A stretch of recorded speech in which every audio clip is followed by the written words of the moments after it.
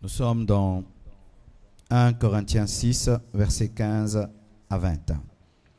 1 Corinthiens 6, versets 15 à 20. Vous y êtes? On va lire ensemble. Vous y êtes? Tout le monde a trouvé? 1, 2, 3. Allons-y. Ne savez-vous pas que vos corps sont des membres de Christ? Prendrais-je donc les membres de Christ pour en faire les membres d'une prostituée? Loin de là. Ne savez-vous pas que celui qui s'attache à la prostituée est un seul corps avec elle? Car est-il dit, les deux deviendront une seule chair. Mais celui qui s'attache au Seigneur est avec lui un seul esprit. Fouillez la débauche. Quelque autre péché qu'un homme commette, ce péché est hors du corps. Mais celui qui se livre à la débauche pêche contre son propre corps.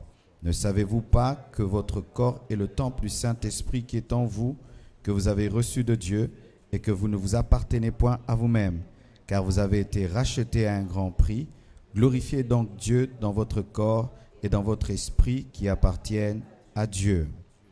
Nous lisons Hébreux 12, verset 14. Hébreux 12, 14. Vous y êtes? Hébreux 12, 14. 1, 2, 3. Recherchez la paix avec tous et la sanctification, sans laquelle personne ne verra le Seigneur. Amen. Asseyez-vous, s'il vous plaît. Je vous demanderai également, dans vos maisons, de lire Lévitique 18, 1 à 30. Lévitique 18, 1 à 30. C'est bon? Vous avez écrit? Lévitique 18, 1 à 30. Deutéronome 22, 20 à 30. Deutéronome 22, 20 à 30. C'est bon? Exode 20, 14 à 17. Exode 20, 14 à 17. Matthieu 5, 27 à 30.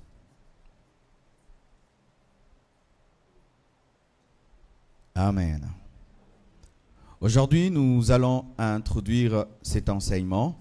Donc, nous parlerons aujourd'hui jusqu'à samedi et même dimanche sur fouiller l'impudicité. Dis à ton voisin, fouille l'impudicité. À l'autre aussi qui n'a pas entendu. Amen. Je suis sûr qu'il y a des gens qui se disent, mais pourquoi il n'est pas venu nous parler de délivrance, il n'est pas venu nous parler de bénédiction? Pourquoi il n'est pas venu nous parler de miracles? Ce n'est pas que je ne crois pas aux miracles, ce n'est pas que je ne crois pas en la délivrance, mais j'ai reçu ce fardeau de la part de Dieu parce que le message de la sanctification doit être rétabli à l'Église. Amen. Il y a trop de messages sur la bénédiction, trop de messages sur la prospérité, trop de messages sur les miracles et les prodiges. Non point que ce sont des mauvaises choses, mais il y a des choses prioritaires dans le royaume de Dieu. Amen. Et je prie que Dieu suscite des prédicateurs de la sainteté, des prédicateurs de la sainteté, des hommes qui se tiennent sur la chair afin de présenter la sainteté de Dieu et d'amener le peuple dans la sainteté. Alléluia. Et nous entendons dans le milieu des enfants de Dieu aujourd'hui que prêcher la sainteté, c'est être un prédicateur primaire. Amen. Lorsque quelqu'un prêche la sainteté, on dit qu'il manque à dire, il donne des affermissements. On dit ça. Si tu commences à prêcher les mystères des 7 sceaux, là tu es un grand prédicateur. Mais si tu dis aux gens d'abandonner le péché, tu donnes des affermissements. Alors j'accepte d'être un affermisseur. Alléluia. Si aujourd'hui je ne vais faire qu'affermir les gens, alors je suis un affermisseur. Et d'autres disent que si tu parles du péché, tu as des problèmes de péché. Ce prédicateur parle du péché, c'est sûr que lui-même a un problème de péché. Alors ceux qui parlent aussi de guérison, ils ont un problème de maladie? Et celui qui parle tout le temps de prospérité, il a des problèmes de pauvreté? Et si tu parles tout le temps des problèmes des démons, tu es possédé? Pourquoi on dit qu'on parle du péché parce qu'on a un problème de péché, mais lorsque quelqu'un commence à parler de guérison, on ne dit pas qu'il est malade. Ce sont seulement des attaques contre la sainteté et la pureté. Bien-aimés frères et sœurs, nous ne prêchons pas parce que nous voulons nous libérer de certains combats personnels, mais parce que nous avons reçu l'ainsi dit le Seigneur. Alléluia. Et d'autres disent que si tu prêches trop sur le péché, tu vas amener l'église à pécher. Pourquoi? Parce que l'interdit crée le désir. Eh bien aussi, si on prêche trop aussi sur la prospérité, on va amener l'église dans la pauvreté. Si on prêche trop sur la maladie, on va amener les gens à tomber malades. Pourquoi doit-on dire que si on parle du péché, les gens vont pécher, et on ne dit pas que si on parle de la guérison, les gens vont tomber dans la maladie? En soi, c'est un combat de l'ennemi. Amen. Bien-aimé, je crois qu'un message de sainteté sanctifie. Je crois qu'un message de pureté purifie. Je crois qu'un message de guérison guérit, et un message de sanctification sanctifie. Alléluia. Une autre chose, les gens disent qu'il ne faut pas troubler les gens. Quand tu prêches, tu vas déranger les consciences. Oui, si aujourd'hui, après m'avoir écouté, tu ne vas plus dormir, béni soit Dieu. Si tu auras même une crise cardiaque qui va t'amener à la repentance, que tu l'aies au nom de Jésus. Je ne suis pas venu faire plaisir à quelqu'un pour qu'il dise c'était beau, c'était bien. Si tu vas me haïr et tu vas te repentir, j'ai atteint le but de Dieu. Je ne suis pas venu te donner la paix, te donner la joie. Oh, c'était bon, c'était bien. Waouh, chouette. Non, je ne suis pas venu pour ça. Et des fois, bien aimé, il faut être troublé pour être révolutionnaire. Il faut manquer la paix pendant un temps pour avoir la véritable paix. Car je suis étonné de voir un homme qui pêche mais qui a la joie. Où est-ce que tu as la force de... Pourquoi tu peux rire? Un homme qui vit dans le péché ne peut pas rire parce que tu es un candidat pour l'enfer. Mais les gens veulent continuer à rire alors qu'ils sont candidats à aller en enfer. Bien aimé, la conviction du péché te libère de la joie afin de t'attirer vers la véritable paix de Dieu. Mais lorsque tu vas dans l'église, tu vis dans le péché et on te donne la joie, on est en train de te masser pour te préparer à aller en enfer. Alléluia. Une autre chose, bien aimé. Les gens disent qu'il faut annoncer la bonne nouvelle.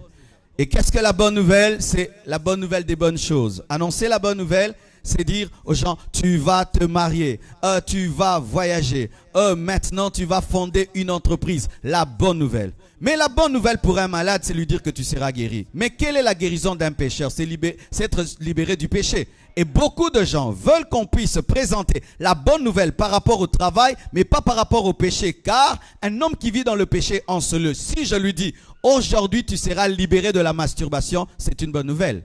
Car oui, il y a des gens qui se masturbent, mais vous êtes venus à l'église. Quelle est la bonne nouvelle dont tu as besoin? Une voiture? Alléluia. Bien-aimés frères et sœurs, la Bible dit que sans la sanctification, personne ne verra Dieu. Et des fois, nous pouvons venir à l'église, année après année, cherchant beaucoup de choses sans avoir l'essentiel. Et lorsque la parole de Dieu dit, sans la sanctification, personne ne verra Dieu, il s'agit même de l'homme de Dieu, de moi qui suis en train de prêcher. Personne. Dieu n'a pas de chéri, Dieu n'a pas de chouchou, des hommes qu'il comprend, et il tolère leur mal et il dit, toi quand même, tu y entreras. Dieu révèle cela au travers de Moïse. Moïse, l'homme qui a vu le buisson ardent, qui a divisé en deux la mer rouge. Lorsque Dieu lui dit, parle au rocher, il frappe. Dieu lui dit, tu n'entreras pas. Et souvenez-vous, Jésus-Christ, pourquoi est-il mort? Il est mort parce qu'il a porté les péchés des autres. Vous savez, la mort de Jésus-Christ révèle une chose. Si Dieu peut tuer son fils pour les péchés des autres, qu'est-ce qu'il te fera à toi? Si je prends mon fils au racle, je le tue parce qu'il a dit, papa, je prends le péché du voisin, qu'est-ce que je ferai au voisin? La mort de Jésus-Christ, ce n'est pas seulement un message de salut, c'est un message de jugement. Quand vous voyez Jésus-Christ à la croix et puis il meurt, c'est-à-dire que qu'est-ce que Dieu te fera? Toi, tu es son fils par adoption, mais Jésus est son fils par essence. Si son propre fils par essence, il le tue, et alors toi qui l'as adopté, parce que de nature, tu es fils du diable. Et alors des fois, nous pensons quoi? Je chante à l'église, Dieu va comprendre. Non, tu iras en enfer en chantant. Ah oui, je donne mon offrande et j'irai au ciel. Non, tu vas remplir le panier de l'église, mais tu vas remplir aussi l'enfer. Et maintenant, qu'est-ce que les gens pensent? que Dieu peut permettre et tolérer le péché en moi parce que je fais ceci, parce que je suis cela. Non. Personne n'entrera et ne verra Dieu sans la sanctification. Bien-aimés frères et sœurs, la Bible me fait trembler parce que je sais que mes prédications ne me feront pas entrer au ciel. Non, c'est la vie que je mène devant Dieu. Le véritable Marcelo n'est pas celui qui prêche ici, c'est celui qui était dans la chambre. Sans la sanctification réelle, la sanctification secrète, pas publique, parce qu'en public tout le monde est saint, une vie d'hypocrisie et de religiosité. Mais dans la profondeur de ta vie, tu dois vivre dans la sanctification. Alléluia. C'est pourquoi nous sommes venus apporter ce message.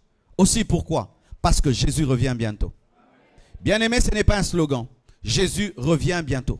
Regardez le monde actuel. Le monde actuel est en train de se préparer à la venue de quelqu'un qui s'appelle l'Antichrist. Mais il est impossible que l'Antichrist se présente sans que le vrai Christ ne se soit présenté. Et si nous sommes proches de la manifestation de l'Antichrist, donc nous sommes plus proches de la manifestation du Christ. Car il faut que le Christ vienne et l'Antichrist viendra après.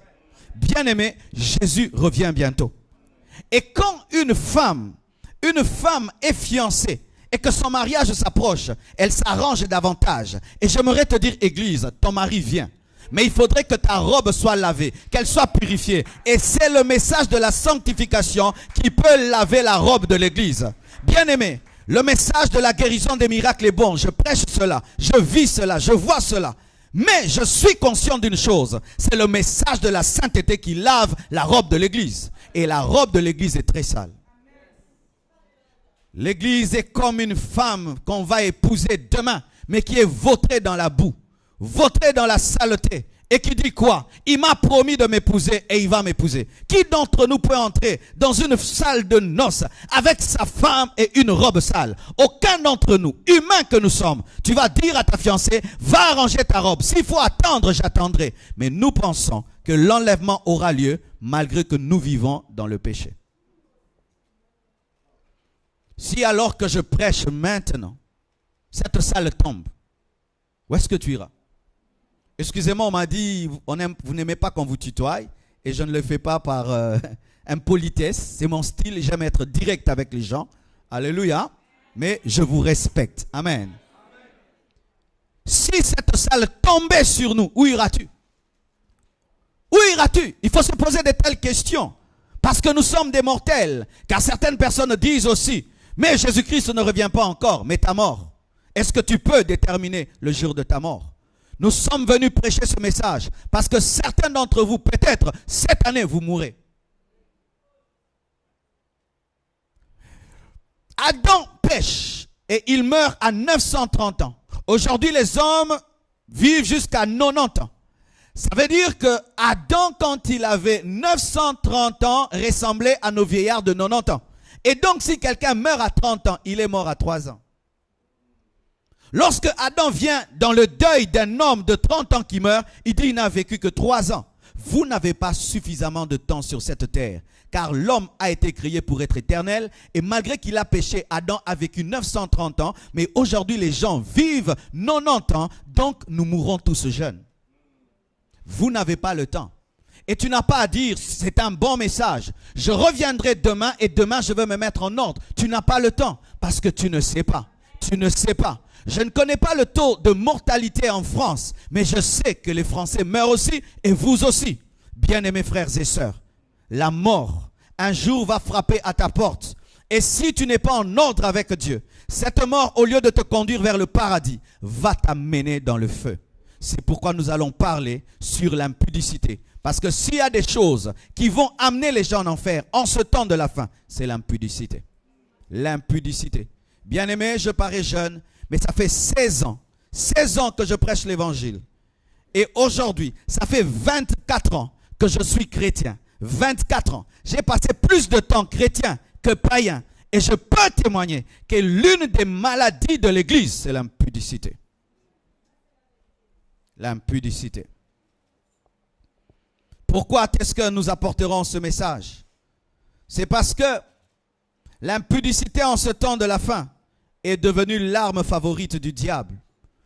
Le diable, lorsqu'on lui présente en ce temps de la fin la sorcellerie, la magie, le mensonge, le vol, et que les démons de l'impudicité viennent, le démon de la magie vient, et il dit non, moi j'envoie le démon de l'impudicité. Pourquoi? Parce que l'impudicité est un péché qui s'accompagne de plaisir. C'est ainsi que quelqu'un pêche, il a des remords, mais il pêche encore parce qu'il a péché, il a eu du plaisir et il sait qu'il a fait du mal à Dieu, mais son corps a été content.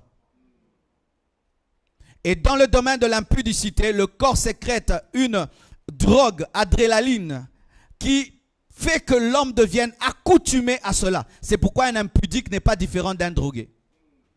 Quand tu es impudique, tu es comme un drogué. Pourquoi? Parce que ton cerveau sécrète tout le temps une drogue qui te permet d'être en excitation. Et si tu t'habitues à cela, tu dois être sévré comme quelqu'un qui est sévré du tabagisme, de l'alcool et de la drogue. Il a été dit en un temps, je crois l'année passée, aux États-Unis, l'industrie de la pornographie a investi 6 milliards de dollars par an. 6 milliards de dollars. 6 milliards de dollars rien que pour des films pornographiques, des photos pornographiques. Pourquoi? Parce que ça marche. Parce que ça marche. La pornographie marche. Et aujourd'hui, avec le développement technologique, elle est dans les téléphones des gens, des portables. Certains même ont des images pornographiques là, des photos pornographiques. Mais ils ont ça dans leur iPad, ils ont ça dans leur téléphone, ils ont ça dans leur ordinateur. Mais ils parlent en langue rébébébébébébé et un peu www.bouzoba.com et rekamamamama.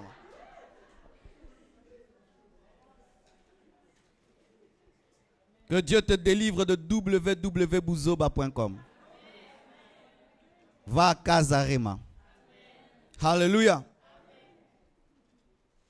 Il y a ce qu'on appelle la croissance de l'iniquité. Lorsque nos mamans ont grandi, une fille de 18 ans était encore vierge. Une fille de 30 ans était encore vierge. Dernièrement à l'église, une fille de 42 ans est venue dans mon bureau, elle est vierge. J'ai acclamé le Seigneur. Mais aujourd'hui, les filles perdent leur virginité à 12 ans. Les garçons perdent leur virginité à 7 ans. Aujourd'hui, être vierge est une honte. Aujourd'hui, la virginité est une honte. Un garçon dire publiquement qu'il n'a jamais connu de femme, mais il en a honte même dans l'église. Il y a même des gens qui mentent qu'ils ont fait la vie alors qu'ils n'ont rien fait seulement pour qu'ils soient des gaillards. Aujourd'hui, le péché a grandi. Nous ne pouvons pas dire que le péché n'a pas grandi, bien-aimé. Il y a une croissance du mal. Les enfants aujourd'hui, précocement, touchent à la sexualité. Et ce péché qui hier était loin de l'église est entré dans l'église. Combien de scandales maintenant il y a dans l'église? Des scandales sexuels. C'est pourquoi nous parlerons. Mais aujourd'hui, je veux seulement définir ce qu'est l'impudicité. Alléluia. Qu'est-ce que l'impudicité? Selon 3 versions, Louis Ségon, interlinéaire grec, et Thomson, voici les définitions de l'impudicité. Et je vais appeler le chat par son nom. Vous permettez? Alléluia. L'impudicité. L'impudicité, c'est la débauche.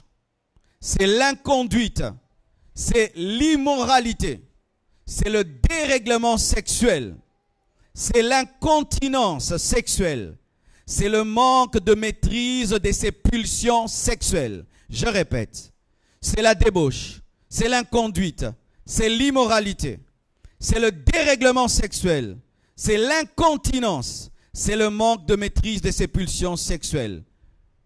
Bien-aimés frères, sœurs, si tu ne maîtrises pas tes pulsions sexuelles, tu es impudique et tu seras impudique. C'est l'incontinence, la capacité de contenir ses désirs amène à l'impudicité. Non pas que le désir sexuel est mauvais, mais le désir sexuel est comme le feu. Le feu est bon dans la cuisine pour préparer, mais quand tu amènes le feu au salon, ça brûle la maison. Le désir sexuel est bon dans le cadre du mariage. Mais quand tu l'enlèves du mariage, ça brûle ta vie. Et vous tous qui touchez à la sexualité en dehors du mariage, vous êtes en train de brûler vos vies. Et dans ce thème impudicité, j'inclus les autres sortes d'impudicité parce que l'impudicité est diversifiée. Je parle de l'adultère. Qu'est-ce que l'adultère? L'adultère, c'est une relation illicite entre une personne mariée et une personne non mariée, mais aussi, c'est toute infidélité dans le mariage avec un autre marié ou un non marié. L'adultère. Le fait de sortir avec un homme marié, quand tu es célibataire, tu es dans l'adultère et c'est l'impudicité. Le fait de tromper ton mari, de tromper ta femme, tu es dans l'adultère. Que ce soit avec une autre personne mariée ou avec un célibataire, c'est de l'adultère. Et la Bible dit, les adultères n'entreront pas au ciel. Même si tu n'es pas satisfait sexuellement par ton mari, tu n'as pas le droit d'aller ailleurs. Parce que les gens aujourd'hui donnent des raisons. Je ne suis pas satisfait. Je ne suis pas satisfait. Bien-aimé, pour un petit plaisir de rien du tout, tu vas finir en enfer. Être satisfait. Vaut mieux aller au ciel insatisfait qu'en enfer satisfait. Ma femme ne me satisfait pas. Je ne ressens rien avec elle. Quand je suis avec elle, je ne ressens rien. Et le diable te donne une raison pour que tu pêches. Mais avoir raison ne veut pas dire avoir raison. Parce que des fois, tu peux avoir raison, mais tu es en déviation. Cet homme marié s'est confié à moi. Il m'a dit qu'il souffre avec sa femme. Il regrette même d'avoir épousé sa femme. C'était moi la femme de sa vie. Si tu étais la femme de sa vie, tu serais dans sa maison. Si tu étais la femme de sa vie, il t'aurait épousé. Bien-aimés frères et sœurs, toutes les personnes en ce lieu qui trompent leur femme et qui trompent leur mari sont sous le jugement de Dieu. Tu peux prier, tu peux parler en langue, ressentir même la présence de Dieu. Sache que tu es un candidat à l'enfer. Pourquoi? Le mariage symbolise la relation entre Christ et l'Église. Et lorsqu'un homme trompe sa femme, c'est comme s'il dit que Jésus peut tromper l'Église. Quelle abomination! Quelle abomination! C'est pourquoi j'aimerais parler aux célibataires. Chers célibataires, aujourd'hui dans l'église, les gens sont dans la course au mariage. Mariez-vous, mariez-vous, mariez-vous. Bien-aimé, je ne pousse jamais les gens à se marier pour se marier. Attends rencontrer l'amour de ta vie pour te marier. Parce que certaines personnes tombent dans l'adultère parce que vous vous êtes mariés sans amour mais par compétition. Il n'y a pas de compétition dans le domaine du mariage. L'autre peut se marier à 40 ans, mais toi à 50 ans. Mais au moins tu as trouvé l'amour de ta vie. Mais si tu te maries avec un homme que tu n'aimes pas, est-ce que tu vas supporter l'odeur de sa bouche? Est-ce que tu vas supporter son odeur le matin? Est-ce que tu vas le supporter quand il va grossir? Est-ce que tu vas supporter ta femme lorsqu'elle va perdre la taille? Est-ce que tu vas supporter lorsque sa poitrine va tomber? Parce que ça tombera. Ça tombera. Et alors, si ton amour est plastique, parce qu'il y a l'amour plastique, tu aimes ses formes et tout, mais quand elle a 3 bébés, les formes s'en vont avec les bébés. Hein? Et d'autres se marient, ils regardent un film, ouais c'est chouette, j'aimerais quelqu'un qui le matin se réveille et m'amène une fleur. C'est dans les films ces choses-là. Et quand ils entendent une douce musique qui joue, ah vraiment j'aimerais me marier comme Clooney et tel. Est-ce que dans la vie il y a un synthé qui t'accompagne? Vous vous mariez parce que vous voyez un film, une série télévisée, et quand ça coïncide avec quelqu'un qui te drague, tu dis oui, mais en soi tu ne lui dis pas oui, tu dis oui à l'acteur que tu as vu. Et il y a maintenant des mariages d'1 jour, de 2 jours, d'une semaine. Car même dans le domaine de l'adultère, il faut parler du remariage et du divorce. Lorsque tu divorces sans raison biblique, c'est l'adultère. Elle me plaît plus. Je ne supporte plus son caractère. Ce n'est pas une raison pour divorcer. On ne divorce pas de quelqu'un parce que son caractère est mauvais. On ne divorce pas parce que son caractère est mauvais. Quiconque divorce pour raison de caractère n'est pas en accord avec la parole. Et lorsque tu épouses une femme ou un homme sans tenir compte du pourquoi de son divorce, tu risques d'entrer dans l'adultère. Car il est écrit que celui qui répudie sa femme pour une autre raison que l'adultère l'expose à l'adultère. Et celui qui épouse une telle femme commet l'adultère. Mais qu'est-ce qui se passe? Nous nous sommes rencontrés, il y a eu un flash. Un flash. Et il y a eu un coup de foudre. Ne te marie jamais par coup de foudre parce que le coup de foudre ne dure pas. Mais marie-toi par observation, par méditation et par prière. Et tant que tu n'es pas convaincu, tu as le temps. Vaut mieux rompre 10 fiançailles que rompre un seul mariage. Prenez le temps. Lorsque les gens ne sont pas bien préparés au mariage, ils seront des adultères. Tu es fiancé, mais tu as honte de nous présenter ton fiancé. Tu es déjà en voie de l'adultère. Tu es fiancé, mais quand tu vois cet homme, il ne t'attire même pas. Mais tu veux l'épouser. Pourquoi? Parce que le pasteur est au courant et la famille est au courant. Fais pleurer la famille et le pasteur afin que Dieu ne pleure pas.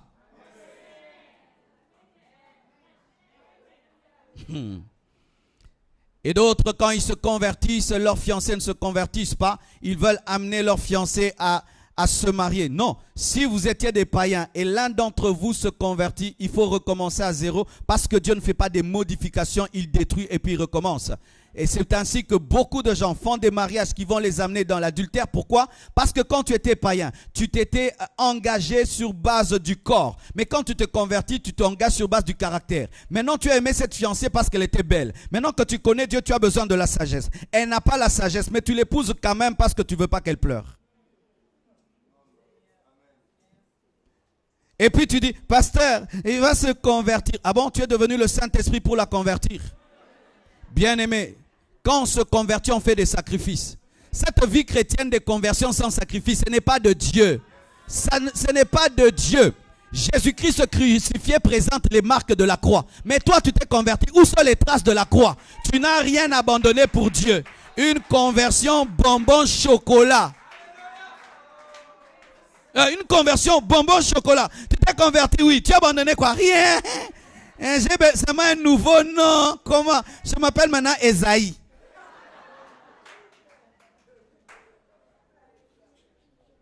Alléluia. Alléluia. Et j'aimerais parler un peu aux hommes qui trompent leurs femmes. Si ta femme te faisait ce que tu lui fais, qu'est-ce que tu dirais? Parce que plus souvent, ce sont les hommes qui trompent leurs femmes. Hommes, vous n'êtes pas des chiens. Vous êtes des hommes. Maîtrise-toi. Dans le mariage, il y a une science qu'il faut bien maîtriser. La contentologie. C'est la science qui t'amène à te contenter de ta femme. Et quand ta femme vieillit et tu l'abandonnes pour des jeunes filles, bien-aimée, si même elle a vieilli, c'est à cause de toi. Si tu ne l'avais pas fait des bébés, elle serait toujours intacte. C'est toi qui l'as fait vieillir et c'est toi qui la jettes comme une chaussette. C'est pourquoi un homme ne doit pas se marier s'il ne peut pas se contenter. Ta femme est belle, mais ce n'est pas la plus belle femme du monde. Et même si c'est la plus belle femme du monde, elle ne restera pas la plus belle femme du monde. Alors, entrer dans le mariage sans esprit de contentement t'expose déjà à tromper ta femme. Alléluia. Je suis court, je m'aime. Je m'aime tel que je suis. C'est moi, c'est mon corps. Ma femme aussi, c'est mon corps. Je l'aime tel qu'elle est, c'est mon corps.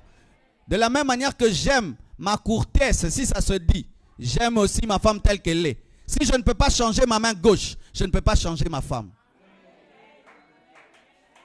Oh Dieu, je ne veux plus avoir 1,65 m, je veux avoir 2 mètres, je suis fou. Oh Dieu, ma femme a vieilli, je veux une autre, tu es fou.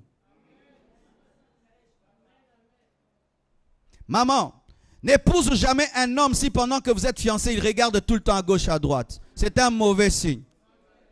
Mauvais signe. Tu es en train d'épouser un homme qui n'a pas un esprit de contentement. Mais souvent vous fermez les yeux alors que Dieu vous donne tous les signes. C'est ça le problème. Les gens font des mauvais mariages, mais Dieu avait déjà parlé. Pas seulement par prophétie, tu as vu. Un défaut que tu as vu est plus qu'une prophétie.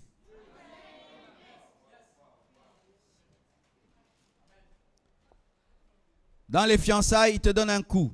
Double. Judo. Tu l'épouses le judoka. Pour que tu deviennes ceinture noire. Et maintenant dans le mariage, il te tabasse. Oh, Dieu m'a abandonné. Non, Dieu t'avait parlé. Lorsque Dieu aime un homme, il lui révèle les défauts des gens. Alléluia. L'adultère amène à l'impudicité. Mais pas seulement l'adultère.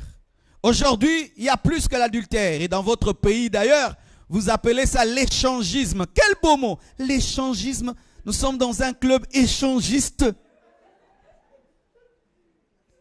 Tu prends ta femme, tu la donnes à l'autre, l'autre, quel mariage sans jalousie.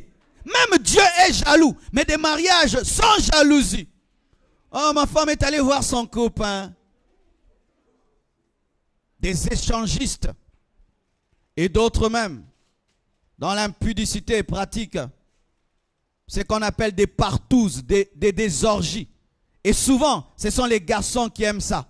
4 garçons et une fille. Tu as déjà fait ça? Ça ouvre des portes aux démons parce que vous vous êtes mélangé les malédictions. Déjà, quand tu couches avec une femme en dehors du mariage, ça ouvre les portes aux démons. Mais quand vous mélangez à 4 à 5, quelle concentration démoniaque. Oui, aujourd'hui, les hommes, ils ne veulent plus prendre une seule femme. Ils prennent 2 prostituées, 3 prostituées. Ils se sentent bien. Celle-ci masse le dos, l'autre l'oreille. Bien-aimé, tu as accumulé le péché. Tu as accumulé le péché. Tu as accumulé le péché. Même si le modernisme actuel présente cela comme étant rien, la parole de Dieu demeure la parole de Dieu. Alléluia. Parlons de la fornication. Qu'est-ce que la fornication?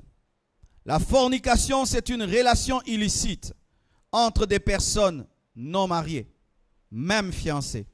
C'est lorsque 2 personnes qui ne se sont pas mariées ont des relations intimes. Même si ces personnes vont se marier demain, elles n'ont pas le droit d'avoir des relations intimes.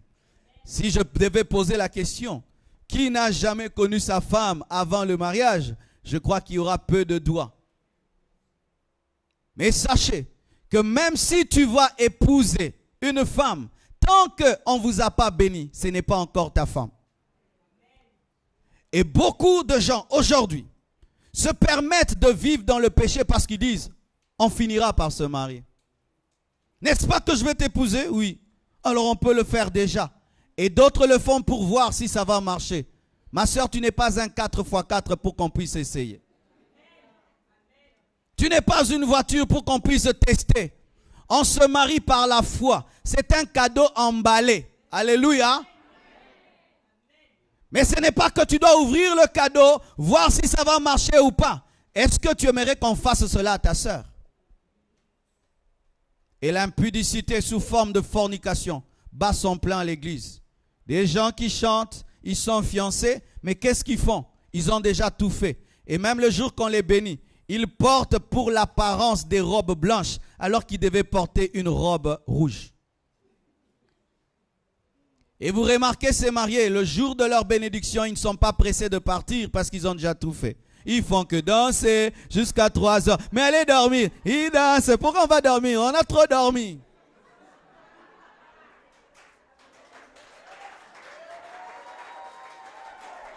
Mais oui, ben ça m'étonne, quelqu'un le jour de son mariage, jusqu'à 4 heures, il ne veut pas rentrer à la maison. Pourquoi? Il a déjà tout fait. C'est nouveau pour vous, mais pas pour lui. Ce qui est nouveau pour lui, c'est seulement la robe, c'est seulement la nouvelle veste, la salle de fête, mais tout est connu. Mais écoutez ceci, mes sœurs, si tu veux qu'un homme t'épouse, dis-lui non, il va t'aimer davantage. Les hommes n'aiment pas les femmes faciles. Les hommes n'aiment pas les femmes faciles. Et des fois, tu dis que tu as un démon de célibat. Non, tu as un démon de oui, oui, oui. Tu as un démon de oui, oui, oui. Tu veux? Oui. En fait, oui, oui, oui. C'est le démon que tu as. Ce n'est pas un démon de célibat. Tu as un démon de oui, oui. Les hommes aiment les femmes difficiles. Parce que les hommes sont des conquérants. Ils aiment les mystères. Et lorsque tu te livres à un homme avant qu'il t'épouse, il peut te dégoûter. Des fois même, Satan peut te voler l'homme de ta vie parce que tu as cédé. Oui, tu as remarqué depuis que tu as cédé à ton fiancé, il y a maintenant des blocages partout. Il ne t'aime pas. C'était l'homme de ta vie. Mais comme il t'a goûté avant le temps de Dieu et tu n'étais pas encore mûre, tu étais verte, alors ses dents sont aigries. Car une mangue peut être à moi, mais si elle n'est pas encore mûre, je veux la jeter alors qu'elle est à moi. Mais tu seras mûr le jour du mariage. Avant cela, le diable peut entrer dans vos fiançailles. On a vu des hommes épouser des filles qui ne sont pas très très belles parce qu'elles ont du caractère. Et nous voyons des filles très très belles qui jeûnent, qui prient pour se marier. Pourquoi? Telle connaît comment elle est, telle autre connaît comment elle est. Ma soeur, vraiment. Celui-ci sait que tu as un bouton ici, l'autre sait que ici tu as un bouton, et l'autre là et là. Oh, Dieu ne m'aime pas. Non, tu ne t'aimes pas. L'impudicité. Et dans ce domaine, les hommes sont devenus tellement intelligents.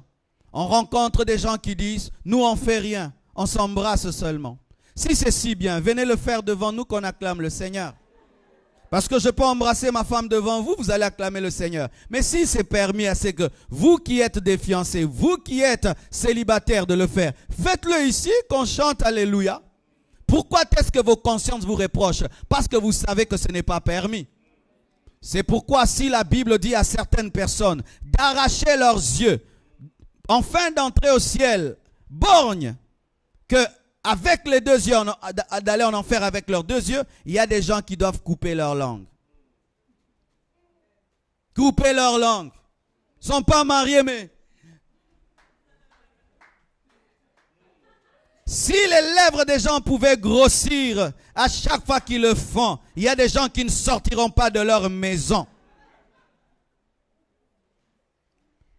Et dans ce domaine de l'impudicité, certains n'arrivent pas jusqu'à l'acte proprement dit, mais des caresses impures. Ils appellent ça un très beau mot en anglais, flirt. Bien aimé, tu risques d'aller en anglais en enfer.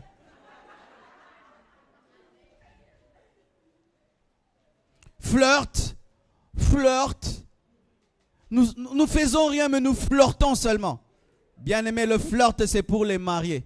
Parce que c'est chauffer la plaque avant de préparer.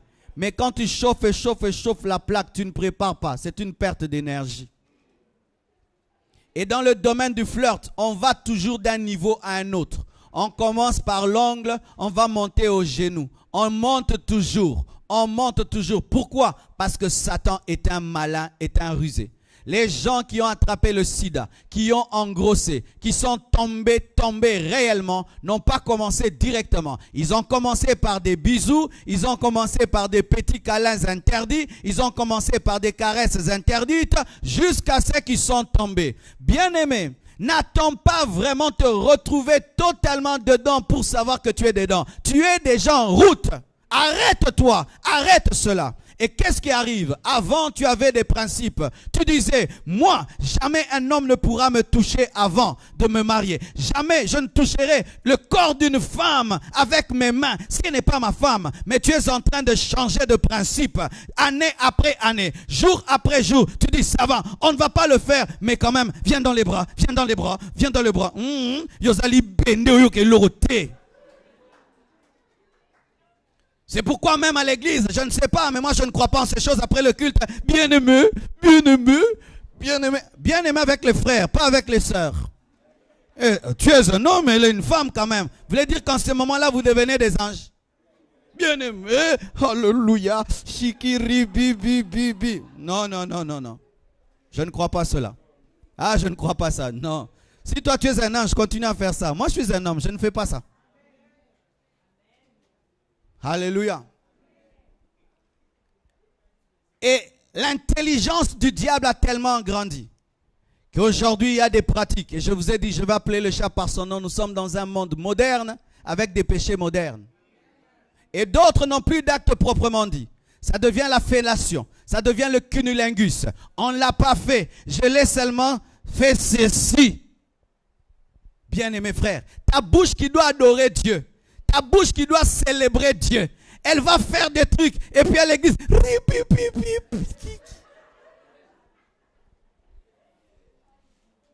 fellation, cunnilingus. Ils ne sont pas mariés. Fellation, cunnilingus. Alors qu'il y a même des mariés qui ont peur de faire ça. Ils disent, est-ce que c'est de Dieu ou pas? Mais des célibataires qui ont déjà doublé les mariés. Et d'autres gardent leur virginité dans un domaine, mais pratiquent la sodomie. Tu l'épouses, elle est vierge, mais n'est pas vierge, parce qu'elle a pratiqué la sodomie. Bien-aimé, cette intelligence que vous avez en soi, vous voulez dire que vous êtes plus intelligent que Dieu? Dieu voit tout ce que vous faites dans vos chambres, tout ce que vous faites dans les chambres d'hôtel, tout ce que vous faites dans le secret. Dieu le voit. Et d'ailleurs, votre conscience vous reproche. C'est pourquoi vous êtes obligé d'innover le péché afin de calmer votre conscience. Mais au-dedans de vous, vous savez des nouveaux péchés. Une fille se marie vierge, mais n'est pas vierge. Un garçon dit, je n'ai jamais fait, mais qu'est-ce qu'il a déjà touché? Des frères Diego Cao, des frères Livingstone. Il n'est pas gynécologue, mais il a maîtrisé toute la gynécologie. Mais un frère en Christ, un enfant de Dieu. C'est ma fiancée, je l'ai jamais... Est-ce que chérie... Hein? Et tout cela fait quoi? Que le diable trône dans la vie des gens qui prient, parce qu'ils prient, mais ils sont en train de créer une intelligence pour demeurer dans le mal, disant, ça on ne fait pas ça. Mais ce qui est autour, on peut le faire. Non. La Bible nous dit que lorsque Lot est sorti de Sodome et Gomorrhe, il devait s'éloigner de Sodome et Gomorrhe et aller au niveau de la montagne. Mais nous, qu'est-ce que nous faisons? Nous sortons du péché tout en restant près du péché. Pourquoi? Nous sommes comme la femme de Lot. Nos cœurs sont restés à Sodome et Gomorrhe, même si nous sommes sortis. Et nous prenons maintenant l'intelligence de la parole que nous avons. Des versets bibliques de cantiques, les impudiques aiment beaucoup ces versets-là. Il dit... Mais même Salomon, ce qu'il faisait avec la Sunamite, n'est-ce pas que c'est biblique? Et aussi 1000 femmes alors. Alléluia. Bien-aimés frères, sœurs, un jour alors que je tenais une émission, pendant 30 minutes, l'Esprit de Dieu m'a dit, ouvre une parenthèse, parle seulement de la masturbation. J'ai dit non Seigneur, à la télévision. Je te dis, parle de la masturbation. Ah, j'ai pris mon courage. J'ai parlé de la masturbation. Les gens m'ont appelé à un niveau. J'ai dit, c'est pas vrai. Tout le monde se masturbe au Congo ou comment? Et puis un jour, j'appelle un frère de Casarema. Il me dit, pasteur, il faut qu'on fasse une émission. Je dis, oui, viens. On va parler de la masturbation. Il m'a dit, pasteur, masturbation? J'ai dit, on va parler de la masturbation. Et on a parlé de la masturbation. Les gens m'ont appelé du monde entier et les gens étaient délivrés. L'une des manifestations aujourd'hui, ça même pour les mariés et les célibataires, c'est la masturbation. Il y a même des femmes mariées qui se masturbent parce qu'elle n'est pas satisfaite par son mari. Des hommes mariés qui se masturbent alors qu'ils sont mariés. Et il y a des célibataires qui se masturbent. Pourquoi ils disent, au lieu de le faire avec quelqu'un, je le fais avec moi-même. La Bible dit, si ta main droite est pour toi une occasion de chute, coupe-la. Et certains, ils vont se laver. Le savon finit toujours, mais il ne s'est pas lavé.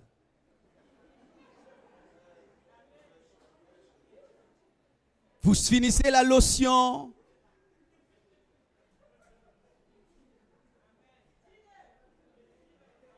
Masturbateur. Écoute ceci. La Bible dit élever des mains pures vers Dieu. Quand un masturbateur élève les mains vers Dieu, ce n'est pas pur. C'est rempli de ses sécrétions. Et aujourd'hui, il y a des psychologues qui encouragent la masturbation. Ils disent que ça permet de se détendre. Mais pourquoi alors ça me culpabilise comme ça? Si ça permettait de se détendre. Bien-aimé masturbateur, le Seigneur t'aime. Parce qu'il faut que tu entendes un tel message pour être libéré. Et pendant même que je prêche, il y a des gens qui sont libérés sans même imposition des mains. Parce que certains péchés, il faut seulement en parler pour qu'ils quittent les gens. La masturbation aujourd'hui est l'un des grands péchés dans le monde. Je vous assure. Je vous assure. Pourquoi? Parce que c'est un péché facile à commettre. Tu n'as besoin de personne. Tu n'as besoin d'aller nulle part. Tu es seul partout où tu es. Et d'autres même pratiquent la masturbation mentale. Oui, au-delà de leurs mains, ils pratiquent une masturbation mentale. C'est-à-dire, ils se concentrent, ils pensent à des choses et ils jouent. Il va dormir, vous pensez qu'il dort? Non, il va se raconter des histoires érotiques, sales et impures. Et lorsque c'est un étudiant, vous allez voir qu'il ne va plus bien étudier. Et lorsque c'est un homme marié, il ne va plus aimer sa femme. Pourquoi? Il va aimer ses fantasmes. Vous qui vous masturbez avant de vous marier, lorsque vous allez vous marier, il y aura un problème. Tellement que tu es habitué à avoir du plaisir avec ta main, tu auras du mal à avoir du plaisir avec ton époux et ton épouse. Et tu seras très étonné. J'évite d'entrer dans certains détails, si on était seulement qu'avec des couples. Mais sachez ceci, que l'un des démons qui opère puissamment dans le domaine sexuel, c'est le démon de la masturbation. Pourquoi? Parce qu'il attire aussi un autre esprit, l'esprit de femme de nuit, l'esprit de mari de nuit. Pourquoi? Celui qui se masturbe doit se concentrer sur une image fixe. Et cette concentration sur une image ouvre une porte à un esprit.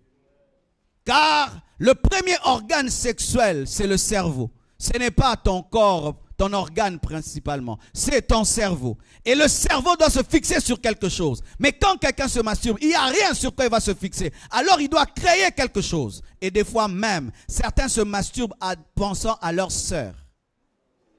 Ah oui. Pensons à des personnes qu'elles connaissent. Et là maintenant tu peux te masturber, tu tombes dans l'inceste. Car il est écrit que lorsque tu regardes une femme, afin de la convoiter, tu l'as déjà fait. Maintenant quand tu te masturbes en pensant à la femme d'autrui, un, tu te masturbes, deux, tu commets l'adultère. Quand tu penses à ta sœur, tu te masturbes et tu commets l'inceste. Quand tu penses à comme des stars, tu vois une star, tu te masturbes en pensant à elle. Mais si elle est sorcière, même si le monde aujourd'hui est en train de comprendre le péché, la Bible reste la même. Et certains disent, où est-ce qu'on a écrit masturbation dans la Bible pour que j'arrête? Où est-ce qu'on a écrit cigarette aussi? Est-ce que la Bible doit être un répertoire des péchés? N'est-ce pas que notre conscience nous parle et nous enseigne? Car la Bible dit, sans parler des choses semblables. Et la masturbation, aujourd'hui, devient le péché des saints. Comment? Ils disent, je sers Dieu, je désire telle sœur, mais je ne vais pas tomber de peur de commettre un scandale. Alors je le fais moi-même. Ils appellent ça le péché des sanctifiés. Et je peux dire avec assurance que beaucoup des jeunes serviteurs de Dieu vivent dans la masturbation.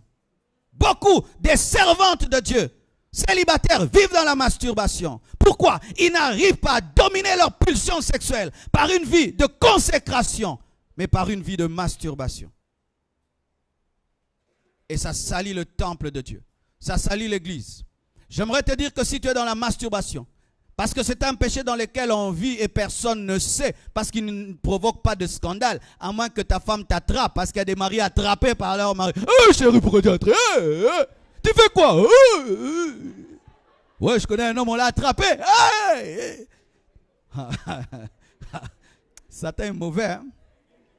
Il te pousse à te masturber, puis il dit à ta femme, va au salon.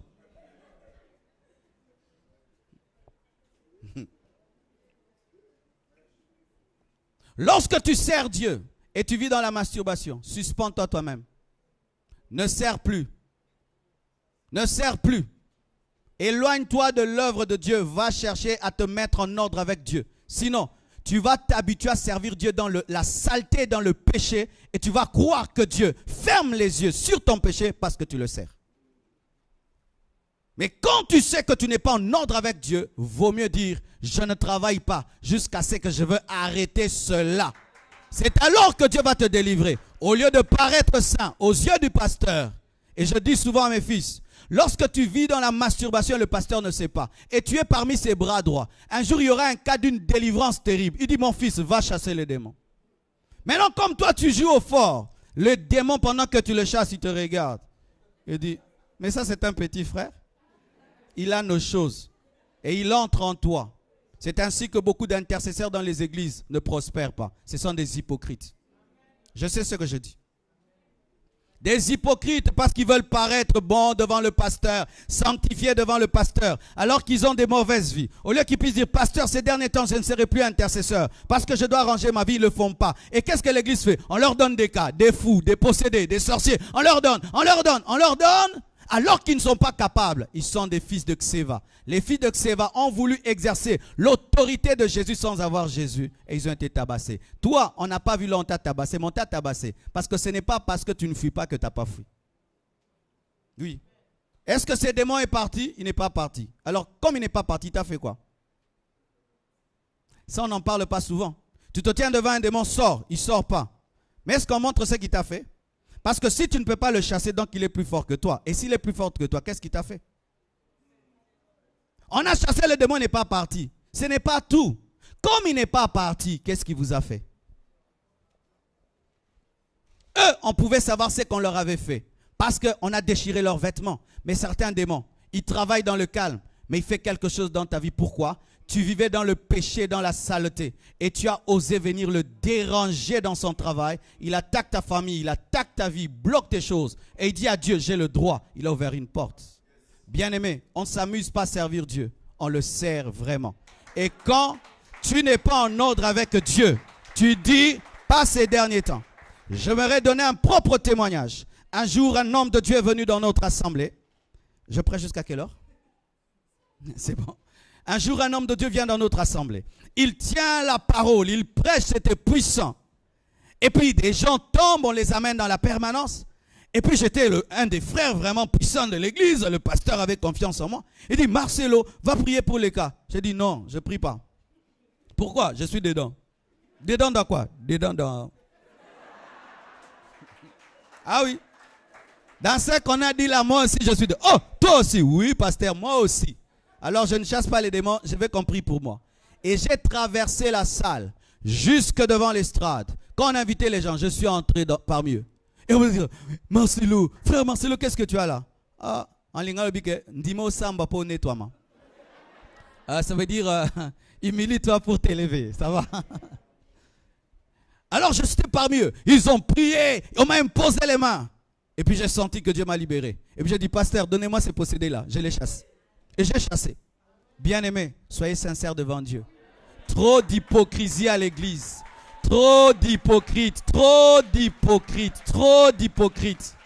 Le pasteur ne va pas t'amener au ciel. L'église locale ne va pas t'amener au ciel. Ayez une vie véritable devant Dieu. Je dis, ayez une vie véritable devant Dieu. Ce n'est pas le pasteur qui est mort à la croix. Ce n'est pas l'église qui vous a sauvé, c'est Jésus. Mais quand vous maintenez une vie de péché, alors que vous savez que Dieu ne le veut pas, parce que seulement le pasteur témoigne du bien de vous, vous vous trompez. Alléluia. Et aujourd'hui, il y a le lesbianisme. Bien aimé, lorsque ce péché a commencé en Europe, nous nous sommes dit, il ne va pas arriver au Congo. Mais il est bien arrivé aussi. Aujourd'hui, nous avons le lesbianisme même en Afrique. Aujourd'hui, nous avons des pédérastres même en Afrique. Pourquoi? La pourriture est arrivée jusqu'à nous. Mais donc ici, c'est pire que nous. Es-tu homosexuel? Es-tu lesbienne? Jamais on voit un coq avec un coq. Jamais une poule avec une poule. La Bible dit, la nature elle-même ne vous enseigne-t-elle pas? Le jour que je verrai un lion avec un lion, je peux un peu méditer. Mais si jamais je ne vois un lion courir derrière un lion, comment un homme va courir derrière un homme?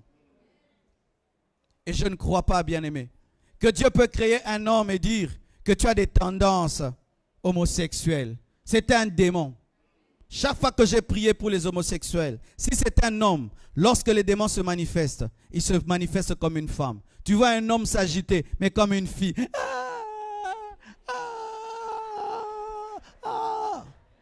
Mais un garçon costaud. Mais quand les démons se manifestent, c'est cet esprit-là. C'est un démon. Tu es attiré par les hommes. Tu es attiré par des femmes comme toi. Ne dis pas que c'est une tendance naturelle. La Bible dit que c'est une perversion. Et c'est même une malédiction. J'aimerais même qu'on lise un verset à ce sujet. La Bible dit ceci. Dans Romains 1, versets 26 à 27. Va donner ça à ceux qui sont dans l'homosexualité. C'est pourquoi Dieu les a livrés à des passions infâmes. L'homosexualité est une passion infâme. Car leurs femmes ont changé l'usage naturel en celui qui est contre nature. Et de même les hommes, abandonnant l'usage naturel de la femme, se sont enflammés dans leurs désirs les uns pour les autres, commettant homme avec homme des choses infâmes et recevant en eux-mêmes le salaire que méritait leur égarement. Romains 1, 26 à 27. Alléluia. Ce passage est clair, parlant de l'homosexualité, du lesbianisme. Dieu dit que c'est une pratique infâme. Pas seulement l'homosexualité, il y a aussi l'inceste. Une relation entre deux personnes consanguines, deux personnes parentes. Vous lirez Lévitique 18 que je vous ai donné. La Bible est contre l'inceste. Mais j'ai remarqué que beaucoup de gens ont pratiqué l'inceste dans leur enfance par un jeu qu'on appelle le jeu de papa et de maman. Les cousins viennent chez les cousines. C'est une fête d'anniversaire. La fête tarde. Les cousins dorment chez les cousines ou les cousines dorment chez les cousins. Et tout d'un coup, ils disent on fait papa, on fait maman. Et beaucoup de gens l'ont fait à 10 ans, à 7 ans, à 8 ans. Un esprit d'inceste. Et d'ailleurs, certains ont découvert la sexualité par l'inceste. Une tante qui habitait chez vous, un oncle qui habitait chez vous, qui venait vers toi la nuit et te touchait. Une tante qui était déjà mûre, mais qui t'initie à la sexualité. Et souvent, les gens qui ont touché à l'inceste le gardent jalousement parce qu'ils ont peur d'un scandale. Qu'est-ce que tu vas dire à papa? Papa, ton petit frère m'a fait ceci. Maman, ta soeur m'a fait cela. Et beaucoup de gens ont commencé à tomber dans la perversion sexuelle par l'inceste. Par l'inceste. Pourquoi Satan utilise l'inceste?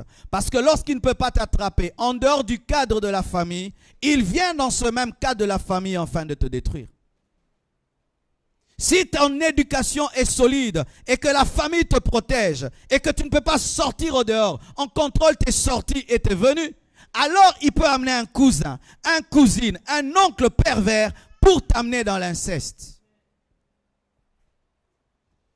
Et les gens qui commencent la sexualité par l'inceste ont souvent une grande perversion sexuelle parce que c'est une sexualité qui a commencé de manière consanguine. Si tes premières relations étaient des relations incestueuses, tu vas remarquer que tes pulsions sexuelles vers le mal et le péché sont très grandes. Pourquoi? Satan a commis par toi un double péché. Déjà, l'impudicité est une mauvaise chose, mais il ajoute l'inceste. Certains pourront être délivrés, doivent en parler. D'autres seulement, seuls avec Dieu. Tu prends une décision, tu arrêtes. Mais si tu sens que malgré que tu as donné ta vie à Jésus-Christ, cette pression continue, cherche un homme de Dieu afin qu'il prie pour toi et qu'il prenne autorité sur les puissants de l'ennemi qui sont entrés dans ta vie par l'inceste. Alléluia. Parlons de la pornographie. Bien-aimés frères, un jour je suis allé dans une grande église et puis j'ai prêché. Et puis Dieu m'a dit, dis aux gens qui sont dans la pornographie de venir devant. Le pasteur m'a dit, personne ne va venir. Comment? Je dis, Dieu m'a dit. Et quand j'ai fait l'appel, plus de 300 personnes sont venues devant. Bien-aimés frères, sœurs, aujourd'hui, avec les ordinateurs que nous avons, si tu ne sais pas te discipliner et craindre Dieu, ton ordinateur va t'amener en enfer. Aujourd'hui, avec les téléphones que nous avons, si tu ne sais pas te discipliner et craindre Dieu, ton téléphone va t'amener en enfer. Aujourd'hui, avec les télévisions que nous avons, si tu ne sais pas te discipliner, ta télévision va t'amener en enfer. Bien-aimés frères et sœurs, la pornographie aujourd'hui est une puissante arme du diable. Et certains même pratiquent la pornographie dans leur mariage, disant que c'est pour mieux faire les choses. Mais j'aimerais vous dire que c'est archi faux. Adam et Ève n'ont pas eu besoin de pornographie pour avoir un mariage. Et si vous pensez que vous devez voir les autres commettre le péché pour asseoir vos mariages, alors vous avez besoin du mal. Tu n'as pas besoin qu'un couple pêche pour que tu puisses asseoir ton mariage. Mais lorsque vous asseyez vos mariages sur des films pornographiques, vous êtes en train de dire quoi? Commettez l'impudicité, l'adultère pour nous aider. Parce que les acteurs des films ne sont pas mariés. Alors vous avez besoin de leur impudicité pour aider vos mariages. Et beaucoup de couples sont détruits à cause de la pornographie. Parce que tu vois telle femme, elle fait ceci. Tu veux que ton mari te le fasse, ta femme te le fasse. Vous faites des comparaisons. Ces gens-là, des fois, se droguent. Et tu veux maintenant que ton mari fonctionne au Red Bull, au Viagra. Et aussi, maman, lorsque vous regardez avec ton mari un film pornographique, donc tu acceptes que ton mari voie la nudité d'une autre femme. Et tu acceptes que ta femme voie la nudité d'un autre homme. Et des fois, ils font des choses qui sont sales. Des choses interdites par la parole de Dieu. Mais ça va devenir vos désirs. Bien-aimés frères, sœurs, la Bible dit que voir la nudité de quelqu'un, c'est la malédiction. Mais alors, quand vous regardez des films pornographiques, vous maudissez vos couples. Et pire encore, lorsque quelqu'un est un célibataire et qui n'a fait que regarder des films pornographiques, qu'est-ce qui lui arrive? Tu auras beaucoup de fantasmes. Et quand tu viendras dans le mariage, tu seras très exigeant. Fais-moi ça, fais-moi ça, fais-moi ça. Et tu vas casser l'autre. Trop de fantasmes, trop de fantasmes. Et ça peut faire même que pendant que tu es avec ton mari ou ta femme, tu penses à autre chose. Car si tu as besoin de voir la nudité d'une autre femme pour désirer ta femme, en soi tu ne la désires pas. C'est l'autre femme que tu désires, mais tu couches avec ta femme. C'est comme Jacob. Il dormait avec Léa, mais il pensait à Rachel. Nous n'avons pas importé cela dans nos couples lorsque nous craignons Dieu.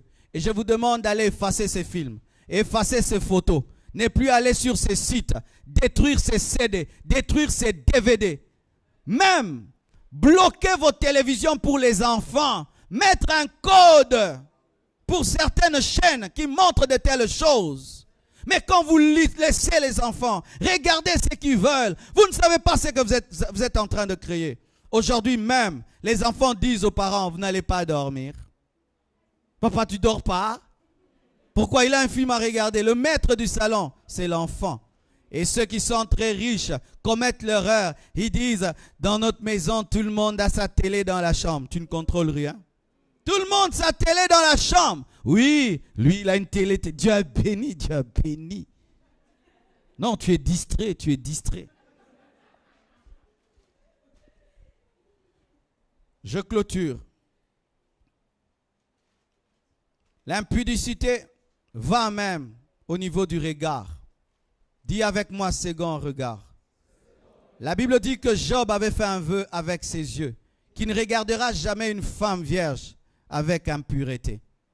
Quand une femme passe, tu la regardes, tu la trouves belle, gloire à Dieu. Elle est belle, elle est jolie.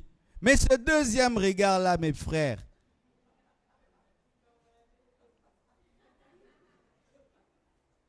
quand tu conduis, d'autres c'est le rétroviseur. Combien d'accidents ont eu lieu à cause du voyeurisme? Le deuxième regard. Des coups automatiques, indépendants. Même si tu refuses, tu dois regarder. Un homme qui contrôle son regard peut contrôler son corps. Mais si tu ne peux pas contrôler ton regard, tu ne contrôleras pas ton corps. Et d'autres, ce sont le langage. Ils ne commettent pas l'impudicité dans leurs actions, mais ils parlent de manière impudique. Ils ont tout le temps des termes vulgaires, des termes sales. Pour tout, des trucs sales. C'est comme si c'était une poubelle qui parlait tout le temps. Regarde-le comme ceci. Regarde-toi comme cela. Tout le temps, des choses vulgaires, des choses sales. Ils ne peuvent pas parler avec pureté. Et quand ils insultent, c'est d'abord un péché, mais ils ajoutent encore des choses.